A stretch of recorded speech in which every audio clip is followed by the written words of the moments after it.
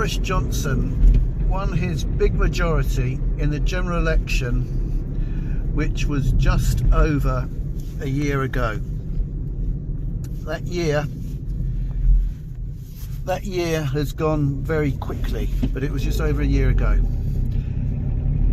He gained election on the basis of delivering Brexit.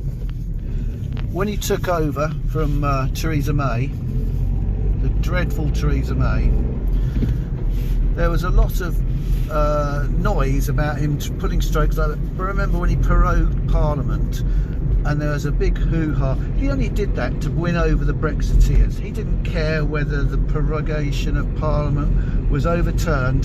He just wanted to win over the Leavers to show that he meant earnest. That's what that was all about. Winning over the Leavers so he could win, fight, provoke a general election and win a general election. And I advocated at the time, I was quite vocal in saying that people should vote Tory in the general election, partly to stop Corbyn, partly just to achieve Brexit. I had no faith whatsoever that the Tories would do anything else but achieve Brexit.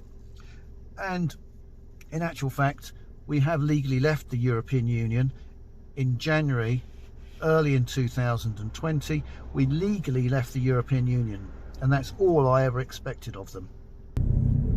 Anyone who expects anything from the Tories is very, well, perhaps naive, foolish, whatever word you want to say. The Tories will never ever do anything good for this country. So to say, the best we could expect is purely to leave, and we've left. Will they do a good Brexit deal when we leave the transition period?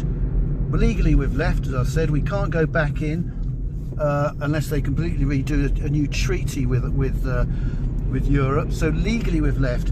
Will they do a good deal? Will we end up with a good deal that's beneficial for this country? I don't expect so. And do you know what? I don't even want us to get a good deal. Now, it might sound a bit counterintuitive to say that I don't even want them to get a good deal, but let me explain why.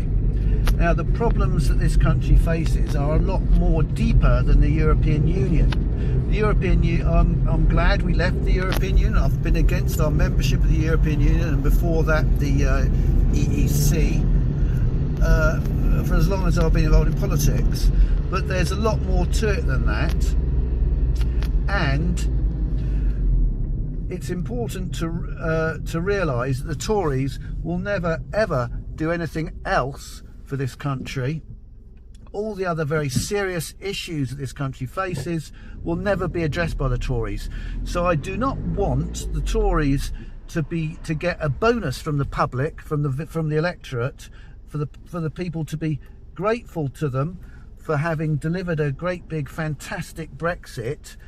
And for the public to have this warm, fuzzy feeling in their hearts about the Conservative Party. I don't want that to happen. It won't happen anyway, because there's no way the Tories would ever deliver a good deal. That was never on the agenda. It was never going to happen. The Tories are a treacherous, globalist party. They're actually liberals. They're called the Conservatives, but they're actually liberals. And if you want to sum up the reason how treacherous the Conservative parties is, look here. The good old, oh, it's not the good old Bell Hotel. There's the Bell Hotel with some migrant looks which is going in there. That is the Bell Hotel in Epping. The hotel, one of the hotels, the first hotel that was where there's a film done by my good self about these hotels being given over to these asylum seekers that have been pouring in left, right and centre during this so-called lockdown. When Boris Johnson got elected, there was a lot of comparisons made between him and Donald Trump, saying he was the British version of Donald Trump. He's not the British version of Donald Trump. He's a traitor. He's always been a traitor. Never expect anything from Boris Johnson. And that is why we want them to fail. They will fail. We must expect them to fail. And if we had any faith in them, if we had any faith in the Conservatives, any of them, that they might achieve anything, there'd be no point in doing what we're doing in other political party, trying to save and rebuild this country. The Tories offer no hope whatsoever. None of them, not one of them. And it makes me sick. I can't stand it when I hear anyone saying anything good about any of them, whether it's Priti Patel, all talk and no action, all talk and no trousers, or as she's a woman, perhaps she should say all fur coat and no knickers. She's useless, pretty pathetic. She talks a lot and does absolutely nothing. All this stuff about her having arguments with her or being nasty to her civil servants, you don't get anywhere in politics just on being nasty to a civil servant. You actually got to do something. You've got to do real political action. She hasn't stopped any immigrants coming into the country. She, under her regime, boatloads, literally boatload after boatload after boatload have come in unimpeded. Dominic Cummings is another one.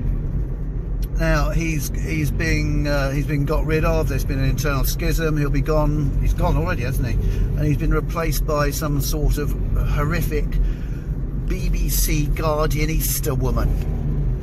And that is absolutely brilliant. We wanted Cummings gone. We wanted him to be shredded and to be history. It's fantastic that Cummings has gone.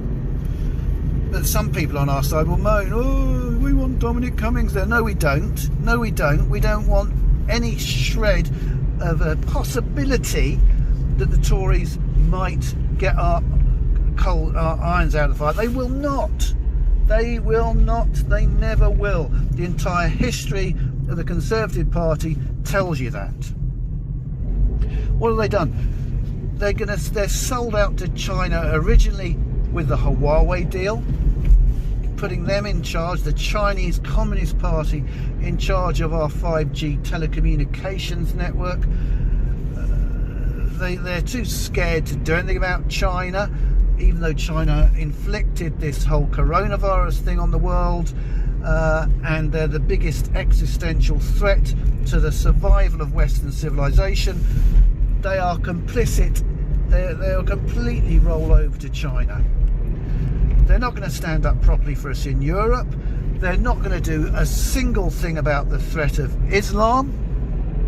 They actually roll over completely there as well. And they're not going to do anything about immigration, because they like immigrants coming here to expand the workforce and drive down wages.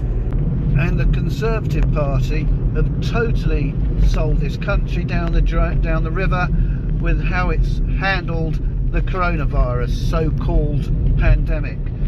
Firstly, okay, there is a disease. I'm not going to deny it for a moment, that there is a virus out there. What they should have done is protected our elderly. Our health service totally failed, and the government totally failed to protect our most vulnerable people in care homes and the aged part of our population, which is where nearly all the fatalities have been. A lot of them avoidable, meant their last part of their life was in misery due to a totally mishandling the situation. They should have been ring-fenced. All resources should have been put into ring-fencing them and let everyone else get on with their lives. But they've used it as a great big excuse to betray and lock down and erode the liberties of our people. They're doing it as the Great Reset. The Build Back Better, which is actually Build Back Worse. They're building back in a way that will erode our freedoms and liberties, and the measures they're taking now to erode our freedoms and liberties, rights of association and movement, freedom of businesses to open shops and so forth, for us to mingle and meet our fellow people, our fellow citizens.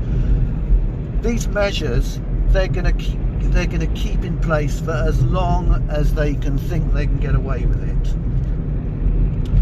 They've used this so-called pandemic as an excuse to do it. It is not that. It's not a particularly infectious or a particularly harmful disease for nearly everybody, but they've used it as an excuse. That's what the Tories have done, like all the other liberal parties in the world. That's why I say they're no different from all the other globalist liberal parties which run under different flags and different labels they give themselves. They run all the Western countries, and the Conservatives are rotten right the way through. It's not just Boris Johnson and his little team at the top. For example, we went past the Bell Hotel in Epping Forest, the district where I live here. The local Tories are just as liberal, just as pro-migrant, bogus asylum seeker. They're just as in it as the rest of them, and they're changing this area in little ways permanently, using this pandemic as an excuse to change things, bring in restrictions in their own petty little way, putting red routes in the forest, for example, putting to stop people parking in a forest, red routes, building special pedestrian areas in towns permanently for distancing purposes, for permanent distancing purposes. These authorities, these Tory authorities, are no different from the Tory government. So if the Tories aren't the answer, which they're not, what is the answer? Is there an answer to this, to the problem facing this country? I'd say yes, there is. There's a very clear answer to this, to the problems we face. Is it Nigel Farage and his new party, whatever he's going to call it? Say no. He doesn't answer any of these issues either. He doesn't address any of these issues. He's just interested in Brexit. Is it Fox, that actor guy, Fox and his party? Well, Fox, he's purely against political correctness. He may, he may be a decent enough bloke. His heart might be in the right place to an extent, but he's actually a media lovey who's just set up a party against political correctness. He's got no experience. The very fact that he can't even get together, both establishment people really, the very fact he can't even get together with Nigel Farage, and they've got these two rival parties, says it all. They're just sort of egotists who are trying to do their own thing. Neither of them will really tackle the serious core fundamental issues that I mentioned earlier. The only way to challenge the political elites that run this country, who have behind them the entire in mainstream media, all the social media companies, Google, they've got the whole lot on their side. The only way to challenge this is by getting engaged within your community, the community in which you live, in grassroots political campaigning on the issues that matter to local people, and articulating our policies and our platform in a way that local people in the local communities can understand and grasp,